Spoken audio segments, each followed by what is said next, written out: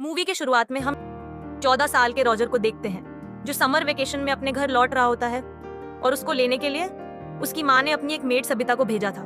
तब रॉजर सबिता के उछलते हुए गुब्बारों को देखकर काफी उत्तेजित हो जाता है और सीता भी उसके इरादे समझ चुकी थी, लेकिन वे उससे कुछ भी नहीं कहती।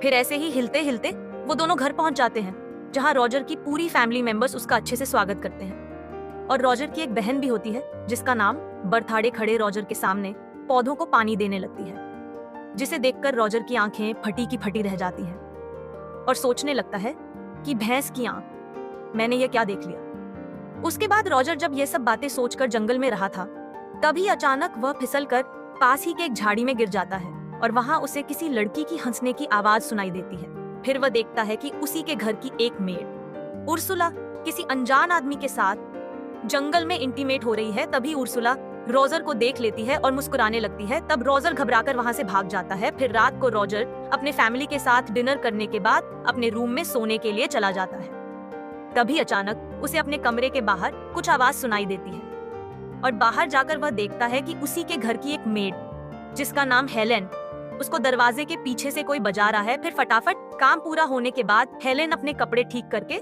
वहां से चली जाती है और यहाँ रॉजर किसी तरह अपने अरमानों को दबाकर सोने के लिए चला जाता है। फिर अगली सुबह बरथाड़े हुए अपने सीक्रेट शेयर करते थे। फिर वह दोनों एक दूसरे से बात कर ही रहे थे कि तभी घर के सभी मेड्स नदी के किनारे आ जाते हैं, जिससे दोनों भाई बहन एक पेड़ के पीछे छुप जाते हैं। फिर सभी मेड्स आपस में बात कर ही रहे थे कि तभी नदी की दूसरी तरफ से 3 आदमी गुजरने लगते हैं और यह तीनों रॉजर के ही घर के नौकर थे।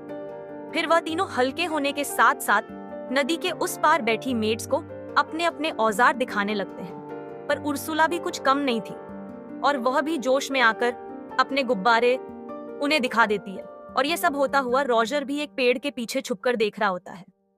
फिर अगले दिन हम देखते हैं कि रॉजर की बड़ी बहन एलिसा अपने पिता के साथ घर आई होती है और घर के सभी फैमिली मेंबर्स अच्छे से उसका स्वागत करते हैं। फिर एलिसा सभी से गले मिलती है, लेकिन रॉजर से सिर्फ हाय हेलो कहकर अंदर चली जाती है। तब रॉजर अपने साथ में हुई इस भेदभाव के कारण काफी निराश हो जाता है और बथा को रॉजर की निराश समझ में आ जाती है और वह उसका मन बहलाने के लिए उसको एक चर्च में ले जाती है, जहां वह दोनों छत के ऊपर चढ़कर अपनी मानसी की बातें सुनने लग जाते हैं और उसकी मानसी मार्गरेट चर्च के पादरी के सामने अपने पाप कन्फेस कर रही होती है, जिसमें वह फादर को बताने लगती है कि मुझसे एक बहुत बड़ा पाप हो गया है। दरअसल मेरा नेफ्यू रॉजर अपने समर वेकेशन के छुट्टी पर यहाँ आया है और जब से मेरे नैन उसके नैनों से टकराए हैं, मैं तब से उसकी दीवानी हो गई हूँ और कई बार तो मैंने खुद को उसके साथ इंटीमेट होते हुए भी इमेजिन किया है। फिर ये सारी बातें छत के ऊपर छिपा रॉजर ध्यान से सुन रहा था, जिसे सुनकर वह काफी खुश हो जाता है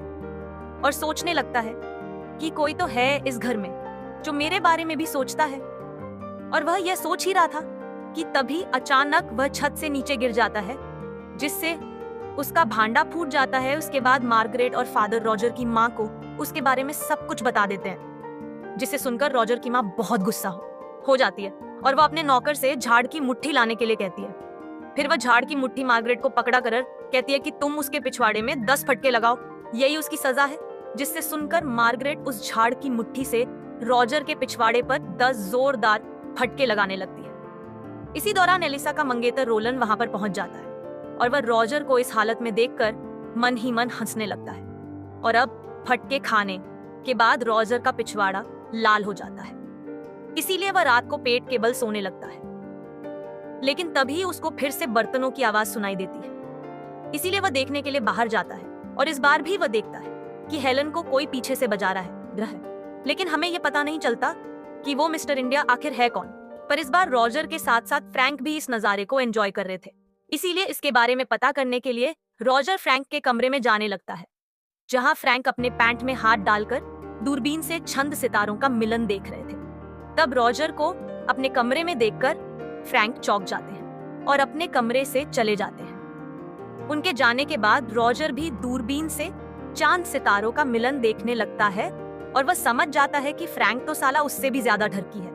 फिर उसको टेबल पर एक अश्लील कहानियों की एक किताब मिलती है, जिसको लेकर वह वहां से चला जाता है। जब वह अपने कमरे की तरफ जा रहा होता है, तभी उसे अपने पेरेंट्स के कमरे के बाहर कुछ आवाजें सुनाई देती हैं इसीलिए वह की होल से अंदर झांकने की कोशिश करता है, लेकिन तभी रोलैंड उसको झांकते हुए पकड़ लेता है। तब रॉजर उससे रिक्वेस्ट करता है कि प्लीज मेरे पेरेंट्स को इसके बारे में कुछ मत कहना, तुम जैसा कहोगे मैं वैसा करूंगा। जिसे सुनकर रोले रॉजर से अपना गाड़ी साफ करवाने लगता है।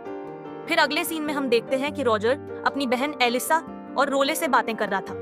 तभी रोले रॉजर से कहता है कि देखो मेरे जूते कितने गंदे हो गए हैं, इसे अच्छी तरह से साफ कर दो, लेकिन रॉजर ऐसा करने से मना कर देता है। तब रोले गुस्सा होकर रॉजर की माँ को उसके बारे में बता देता है कि कल रात यह ठरकी आपके कमरे में झांक रहा था। जिसे सुनकर रॉजर की माँ गुस्सा हो जाती है और वह रॉजर को घर से बाहर चले जाने के लिए कहती है। तब रॉजर मौका देखकर अश्लील कहानियों वाला किताब अपनी बहन एलिसा के किताब के साथ एक्सचेंज कर देता है। फिर वह बाहर छुपकर एलिसा को वह किताब पढ़ते हुए देखता है और एलिसा भी उस किताब को पढ़कर उसके मन में लड्डू फूटने लगते हैं। इधर रॉजर के अरमान भी जाग जाते हैं, इसीलिए वह और सुला के पास जाता है जो किचन में अपना काम कर रही थी। फिर रॉजर झट से उर्सुला को पीछे से पकड़ लेता है। तब उर्सुला डरकर उसके सर पर एक प्लेट तोड़ देती है, जिससे रॉजर को दिन में ही तारे नजर आ जाते हैं। तब उर्सुला देखती है कि यह तो अपना रॉजर है और वो रॉजर के साथ इंटीमेट होने के लिए मान जाती है, लेकिन तभी दूसरी मेड वहां पर आ जाती है, इसीलिए रॉजर को वहां से भागना पड़ता है। उसके बाद हम देखते हैं कि एक पोस्टमैन वहां पर आता है और चिल्ला चिल्ला कर कहता है कि जंग छिड़ गई है, जंग छिड़ गई है। दरअसल जर्मनी ने फ्रांस के ऊपर जंग का ऐलान कर दिया है, जिसे सुनकर सभी लोग वहां पर इकट्ठा हो जाते हैं और अगले दिन गांव के सभी मर्दों को जंग लड़ने जाना था। इसलिए रॉजर की फैमिली रात को पार्टी करने लगते हैं और रॉजर को जब यह बात पता चलती है कि उसके घर के सभी मर्द जंग में जाने वाले और घर के सभी औरतें अकेली रहेंगी, तो वह अंदर ही अंदर काफी खुश होने लगता है। फिर अगली सुबह सारे मर्द जंग के लिए रवाना हो जाते हैं। इसीलिए रॉजर सबसे पहले उर्सुला को अपने जाल में फंसा है, पर उर्सुला तो पहले से ही रॉजर को पसंद करती थी, इसीलिए वह रॉजर को ग्रीन सिग्नल दे देती है और वह दोनों वहीं पर इंटीमेट होने लगते हैं। फिर अगले दिन हम रॉजर की केट को देखते हैं, जो एक नदी के किनारे बैठी होती है। तभी अचानक रॉजर भी नदी से बाहर निकलता है और केट को अपने बातों में फंसाकर उसके साथ वही नदी के किनारे इंटीमेट होने लगता है। और अब रॉजर की हिम्मत बढ़ गई थी, वह अपने घर के सभी लड़कियों के साथ इंटीमेट होने का प्लान बनाता है। फिर रात को हम देखते हैं कि रॉजर की मानसी मार्गरेट सोने के लिए अपने कमरे में जाती है, लेकिन वह देखती है कि रॉजर पहले से ही उसके कमरे में बैठा हुआ है।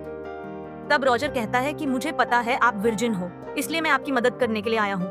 पर पहले तो मार्गरेट मना करती है, लेकिन कुछ देर के चुम्मा छाती के बाद वह खुद को रोक नहीं पाती और दोनों वहीं पर इंटीमेट होने लगते हैं। इसके बाद हम हेलन को देखते हैं, जो चाय नाश्ता लेकर उस दरवाजे के पास आती है, लेकिन इस बार मिस्टर इंडिया गायब था, क्योंकि वह भी जंग लड़ने के लिए गया था। इसलिए कोई और चारा ना होने के कारण वह सीधा रॉजर के कमरे में जाती है। अब रॉजर भी उसकी ख्वाहिश पूरा करता है और उसके साथ इंटीमेट होने लगता है। फिर अगले दिन जब बत्था और रॉजर बगीचे में बैठे हुए होते हैं, तब रॉजर की नजर उसकी बड़ी बहन एलिसा पर पड़ती है, इसलिए वह तुरंत उसके पास जाता है और वो एलिसा को भी अपने जाल में फंसा लेता है। पर एलिसा पहले यह सब करने से मना करती है, लेकिन अश्लील कहानियां पढ़ने की वजह से वह भी खुद को रोक नहीं पाती और वह दोनों वहीं पर इंटीमेट होने लगते हैं। उसके बाद हम देखते हैं कि घर की सभी लड़कियां लाइन लगाकर रॉजर के कमरे में जाती हैं और खुद को संतुष्ट करके बाहर निकलती है। फिर एक दिन खुले में एंजॉय करने के बाद एलिसा रॉजर से कहती है कि मैं प्रेग्नेंट हो गई हूँ, जिसे सुनकर रॉजर की फटकर हाथ में आ जाती है। तभी वह दोनों देखते हैं कि रोलैंड प्लेन में बैठकर घर वापस आ गया है। दरअसल जंग खत्म हो चुकी थी और सारे मर्द वापस आ चुके थे। फिर रॉजर सोच ही रहा था कि इससे कैसे बाहर निकला जाए कि तभी उर्सुला उसके पास आकर कहती है कि मैं भी प्रेग्नेंट हो गई हूँ। फिर कुछ देर बाद उसकी मानसी भी आकर कहती है कि मैं भी प्रेग्नेंट हो गई हूँ। उसके बाद रॉजर को एक आइडिया आता है और वह एलिसा के पास जाकर उससे कहता है कि तुम प्लीज रोलेट को सेड्यूस करो और जैसे तैसे करके आज रात उसके साथ इंटीमेट हो जाओ। फिर रॉजर अपनी मानसी के पास जाता है और कहता है कि तुम प्लीज फ्रैंक के साथ शादी कर लो, क्योंकि वह आपको बहुत चाहते हैं और आपका बहुत ख्याल रखेंगे। तब मार्गरेट भी मान जाती है। उसके बाद वो और सुला को भी एक नौकर के साथ शादी करने के लिए मना लेता है। फिर अगले दिन तीनों लड़कियों की एक साथ शादी हो जाती है और किसी को कानों कान भी ये खबर नहीं लगती कि रॉजर ने क्या गुल खिलाया है। फिर कुछ दिन बाद रॉजर की समर वेकेशन खत्म हो जाती है और वह